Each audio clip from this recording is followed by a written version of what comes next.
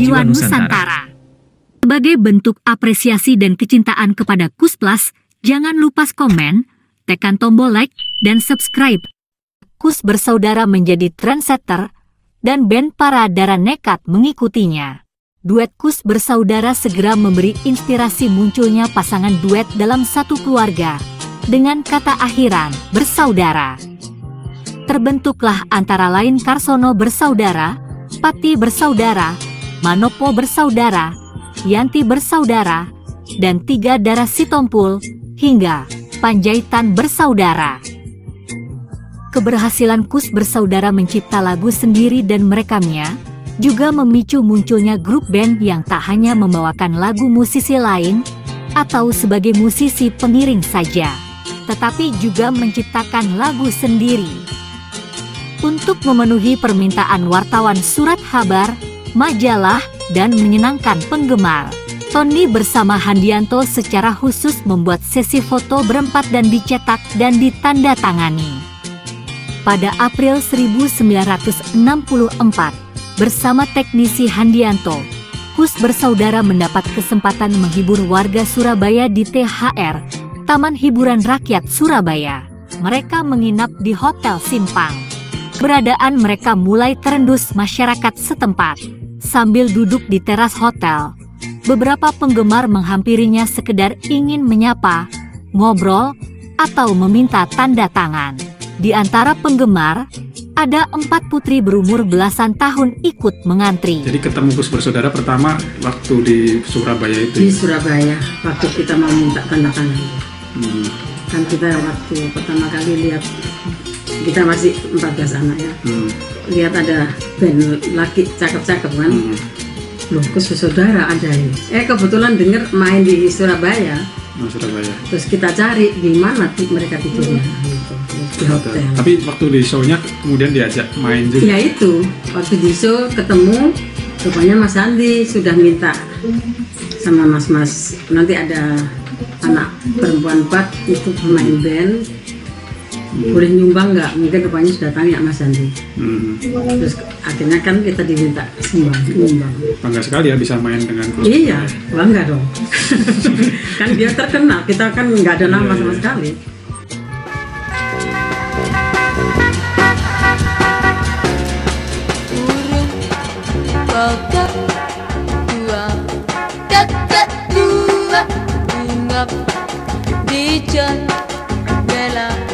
Di jendela, nenek sudah tua, giginya tinggal 2.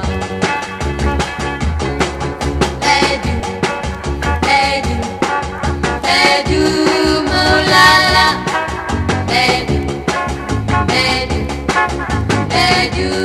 mulala, edu mulala, burung kakak tua. Burung kakak tua hinggap di jendela, burung kakak tua hinggap di jendela, burung kakak tua hinggap di jendela, burung kakak tua hinggap di jendela.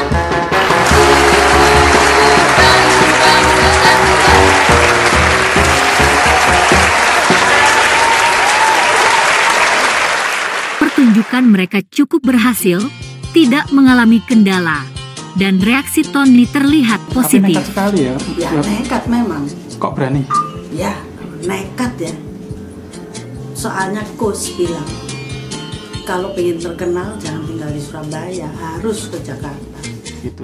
Berapa minggu berikutnya, mereka dengan kereta api gaya baru, nekat ke Jakarta dengan bekal makanan seadanya dengan sedikit tambahan uang dari hasil penjualan perhiasan Ibu Lis dan kritik. Gitu. Nah, yang pertama nekat kita harus ke Jakarta itu Saya. Yang lain-lainnya mau nurut? Nurut semua. Di Jakarta saya nggak tahu kok mau tidur mana nggak tahu. Oh gitu. Habis itu terus ya pertamanya tidur di itu Bude. Oh gitu, masih ada Nginep di Bude. Oke. Tapi ya lama-lama Pak D kontak sama keluarga. Pak, ya jangan ini ngapain ini anak-anak ini di sini. Oh, suruh pulang mungkin malah ya. Pulang. Ya nggak mau, kita Nggak kan nggak mau pulang, pindah tempat lain. Oh, Handianto mempersilahkan mereka untuk sementara menempati sebagian rumahnya yang tak jauh dari rumah Kus bersaudara, yaitu di Jalan Bulungan 8 Blok C1 Kebayoran Baru. Popularitas pun perlahan mereka raih. Kata AR pada akhiran nama pada titik dan list adalah singkatan Aji Rahman, seorang musisi keroncong Surabaya. Kita latihannya ya itu ikut kos itu di rumahnya. latihan gantian bareng gitu. Suka di main Ya, bareng. ya. Jadi anak-anak Kus bersaudara itu dulu juga kayak apa sih keakrabannya? Ya kayak saudara. Kayak saudara kita sih. Yang paling diingat siapa? Ya Mas Tony. Memang peran Kus bersaudara besar ya saat itu untuk keberhasilan. Peran nomor 1 mereka yang nolong kita. Oh, begitu. Iya, sama Mas Andi ini yang Pak Handianto, Pak gurunya Handianto, ya. gurunya Kus bersaudara itu. iya. Mas Andi yang perannya nomor 1 sebenarnya. Tapi mas-mas menolong kita. Kalau bisa dikenang atau diingat lebih detail lagu, bagaimana sih kenangan dengan Kus bersaudara itu? Di situ kalau kita latihan kan di rumah mas-mas. Habis latihan makan bersama di situ. Nah ini sebenarnya yang nggak terungkap di sejarah juga, karena Kus bersaudara dengan Dara Puspita itu nggak di sejarah tuh nggak pernah terekspos atau diketahui bahwa mereka berdua band ini sebenarnya akrab ya. Akrab kita. Nah sementara saya kan lead gitaris, gitaris gampang untuk ke main bass sambil nyanyi. Yang mengajarkan saya Mas Yok Kuswoyo dan almarhum Fuad Hasan, drummer, God bless. Iya. Dengan passionnya mereka. Latihan Dara Puspita yang jadwalnya setelah Kus bersaudara berlatih hampir setiap hari, menumbuhkan benih cinta di antara Yon Kuswoyo dan Susi Nandar. Sebagai musikus muda dan terkenal, Yon termasuk personel yang paling sering diincar penggemar gadis. Ketika suatu hari Yon melirik perempuan lain, Penny segera mengingatkan adiknya untuk tidak menyakiti Susi. Di kemudian hari, peristiwa ini mengilhami terciptanya lagu Andaikan Kau Datang. Di luar itu, atas inisiatif Jan Bormeester, mengontrak Kus bersaudara untuk tampil rutin di lantai 2 ruang International Airport Restaurant Kemayoran, IARK, 3 kali seminggu.